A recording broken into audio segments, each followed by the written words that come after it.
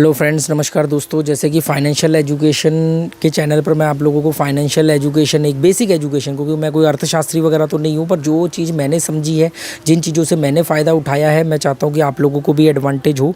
तो जिससे हो भी रहा है वो आप लोगों का सपोर्ट देख करके मुझे मालूम पड़ता है, कमेंट से भी मालूम पड़ता है। तो मैं आपको ये बताना चाहूँगा कि जैसे मैंने बताया कि भाई एफडी में पैसा मत रखो, पैसा घटता है, महंगाई दर के कंपैरिजन में पैसा घटता है। मैंने कहा बैंक में मत रखो, 4% तक ब्याज मिलता है, क्या करोगे आप उसका, वो भी महंगाई दर से आधे के बराबर होता है, कोई फ़ायदा नहीं है। थोड़ा बहुत पैसा रखो, हर जगह पे रखो, डाइवर्सिफाई होना चाहिए आपका पैसा, इन्वेस्टमेंट आपकी डाइवर्सिफाई होनी चाहिए, हर जगह रखो। पर कितना कहाँ रखना है, मेजर इन्वेस्टमेंट उसको मत मान के चलना। तो फिर विकल्प क्या निकल के आते हैं, जैसे मैंने स्टॉक्स के बारे में बताया, तो स्टॉक्स के बारे में तो बहुत रिसर्च करनी पड़ती है, बहुत तजुर्बा चाहिए, बहुत समझ चाहिए। अब मान लो आपके पास टाइम नहीं है, आप अपनी जॉब वगैरह कर रहे हो, बिजनेस कर रहे हो, तो आप ये कहाँ से पता लगाओगे। तो उसका इलाज ये है कि फिर उसका विकल्प आता है म्यूचुअल फंड, क्योंकि म्यूचुअल फंड में फंड मैनेजर आपके पैसे को इन्वेस्ट करता है। फिर क्या होता है कि यार म्यूचुअल फंड में भी रिसर्च करनी पड़ेगी, सैकड़ों तरह की तो कंपनियां मौजूद हैं, और इन्होंने वही 3-4 तरह के फ़ंड को और 10-20 तरह के फ़ंड बना दिए हैं, नाम बदल बदल के, हाइब्रिड, ये ब्रिड, वो ब्रिड, ऐसा वैसा। तो आदमी म्यूचुअल फंड में भी कंफ्यूज होने लगा है। तो एक और विकल्प आता है हमारे पास, इंडेक्स फंड। इंडेक्स फंड एक तरह का म्यूचुअल फंड ही समझो, आप समझ लो, उसी का ही जुड़वा भाई है। तो आज हम बात करेंगे इंडेक्स फंड और म्यूचुअल फंड में क्या डिफरेंस है। तो देखो, जैसे मैंने इसमें एक वीडियो में बताया था कि एक्टिव इनकम, पैसिव इनकम के बारे में वीडियो बनाया था कि आपकी इनकम जो है वो एक्टिव होनी चाहिए या पैसिव होनी चाहिए। तो मैंने बताया था कि आपको हमेशा पैसिव इनकम की तरफ फोकस करना चाहिए। एक्टिव इनकम आपके शुरुआत के दिनों में इन्वेस्टमेंट के लिए या करियर बनाने के लिए तो ठीक है, पर आपको मेन फोकस पैसिव इनकम पर ही करना चाहिए। सेम चीज़ म्यूचुअल फंड एक्टिव फंड है और इंडेक्स फंड पैसिव फंड है। आपको यार ये कैसे, हमारे लिए तो दोनों ही पैसिव है, नहीं, आपके लिए दोनों पैसिव है ना। पर म्यूचुअल फंड में क्या होता है कि म्यूचुअल फंड के अंदर जो फंड मैनेजर है वो काफ़ी एक्टिव रहता है, उसको लगातार पोर्टफोलियो पर नज़र रखनी है, कौन सा पैसा कहाँ लगाया है, वहाँ वो सेक्टर अगर डाउन जा रहा है तो उसको निकाल के दूसरी जगह पैसा लगाना है, उसको फिर मतलब कंपनियाँ चेंज करनी है, सेक्टर चेंज करने हैं, अगर डाइवर्सिफाई है, ऐसे ये सब चीज़ें करनी पड़ेंगी। तो एक्टिव है। इस एक्टिव होने की वजह से म्यूचुअल फंड का जो एक्सपेंस रेशो होता है वो ज़्यादा होता है। वो एक्सपेंस रेशो पे हमेशा ध्यान रखना है। एक्सपेंस रेशो वो होता है जो उनका खर्चा होता है, जो वो आपसे चार्ज करते हैं। कभी कभी ये 2% तक भी होता है, 1.5%, 2% भी होता है, आधा %, 1%, 1.5%, 2%। तो हमेशा कम एक्सपेंस रेशो वाले म्यूचुअल फंड चुनने चाहिए, क्योंकि ये एक्टिव होते हैं, इसलिए इनका एक्सपेंस रेशो भी ज़्यादा होता है, क्योंकि इनको बार बार बेचना, ख़रीदना और मैनेजर को भी बड़ा रिसर्च करना, एक्टिव रहना, तो उसका चार्ज ज़्यादा होता है। ठीक है, ये दिखने में बड़ा कम लगता है, 1-1.5-2%, पर जब आप लॉन्ग टर्म के लिए इन्वेस्ट करते हो और बड़े अमाउंट इन्वेस्ट करते हो तब ये एक अमाउंट बहुत बड़ा अमाउंट बन जाता है। या सोचो कि यही 1-1.5% अगर आज बच गया तो 3 साल 5 साल बाद ये अमाउंट कितना बनेगा कंपाउंड के थ्रू। तो ये चीज़ का एक फ़र्क पड़ता है।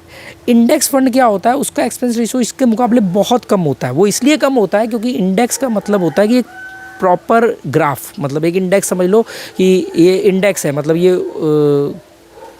एक इंडेक्स का मतलब आप ऐसे समझो कि डिस्प्ले है, कि ये बता रहा है कि ये कहाँ जाएगा।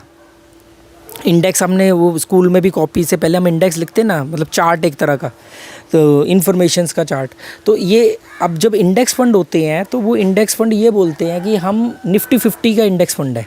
तो वो ये कह रहा है कि ऊपर की टॉप की जो 50 कंपनीज़ हैं, जो इंडेक्स एक लिस्ट है, इंडेक्स में जो टॉप 50 कंपनी है, ये निफ्टी 50 का इंडेक्स है, मतलब ये टॉप की 50 कंपनियों में पैसा लगाएगा।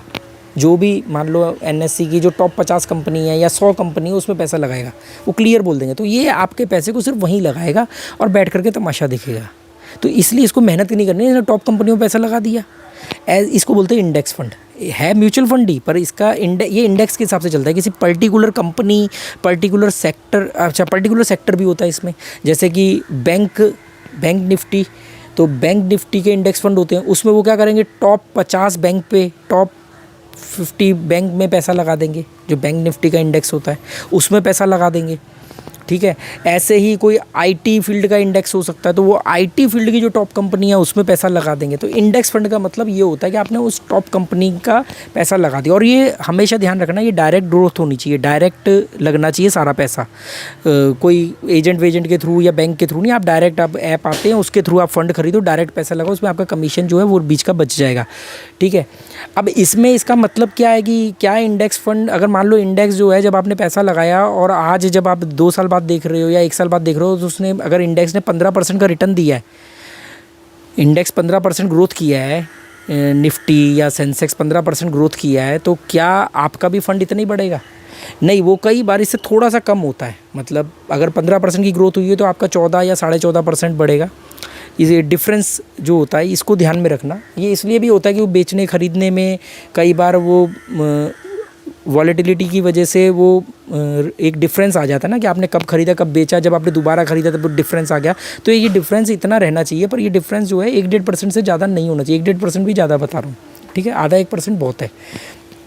और ये सब रिसर्च करने की झंझट में मत पड़ो। मैं तो बिल्कुल सरल भाषा में आपको समझा रहा हूँ कि निफ्टी 50, अगर आपको म्यूचुअल फंड में भी कन्फ्यूज़न है तो आप इंडेक्स फंड में पैसा लगा सकते हो। इंडेक्स फंड का मतलब होता है जिस भी सेक्टर का इंडेक्स फंड है वो उस इंडेक्स फंड की, उस इंडेक्स की, उस सेक्टर की टॉप कंपनी की बात कर रहा है। वो टॉप 50 कंपनी, टॉप 100 कंपनी में पैसा लगा रहा है और फिर आँख बंद करके आप बैठ जाओ, क्योंकि इसमें ज़्यादा हाई तौबा नहीं होती है। ये जो सेंसेक्स है या निफ्टी है उसके साथ ग्रोथ करता है, पैरेलली चलता है, थोड़ा बहुत डिफरेंस रेशियो लेकर के। ये वो फंड है। म्यूचुअल फंड में क्या होता है, म्यूचुअल फंड जो डाइवर्सिफाई होते हैं वो मिड कैप, लार्ज कैप, ये कैप, वो सब चलता है। तो अगर आप पुराने रिकॉर्ड देखो तो इंडेक्स फंड ने म्यूचुअल फंड्स के मुकाबले अच्छे रिजल्ट दिए हैं। और डिपेंड करता है कि हर इन्वेस्टमेंट लॉन्ग टर्म के लिए होनी चाहिए। अगर आप शॉर्ट टर्म में निकालते तो कई बार नुकसान भी होते हैं।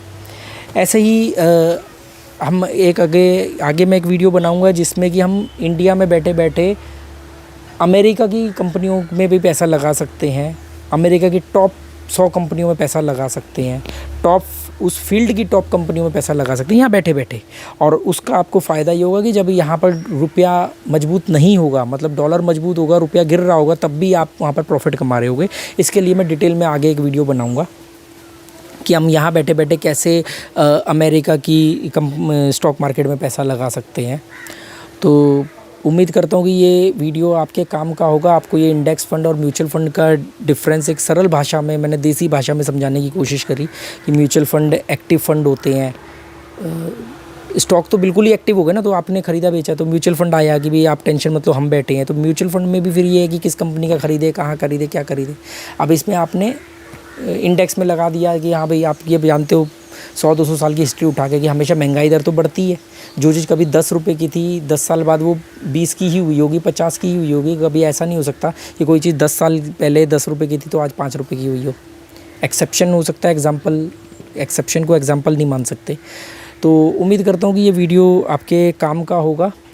और इन्वेस्टमेंट से जुड़ी हुई चीज़ें हैं तो ये सलाह सबको होनी चाहिए। मैं बोलूँगा तो नहीं कि आप इसको शेयर करो, पर इसके बारे में डिस्कस ज़रूर करो जिनके आप वेल विशर हो, जिनको आप चाहते हो कि वो भी अपने पैसे को इन्वेस्ट करें, या गलत जगह पे इन्वेस्ट करके बैठे हुए हैं, एफडी में, बैंकों में रख के बैठे हैं, घर में रख के बैठे हैं, कोई फ़ायदा नहीं है, ठीक है। तो आगे बहुत सारे पॉइंट्स हैं, बहुत सारे उन पे वीडियो बनेंगे, long term gain, short term gain, सब चीज़ों पे वीडियो बनाऊँगा। Okay, good bye, thank you.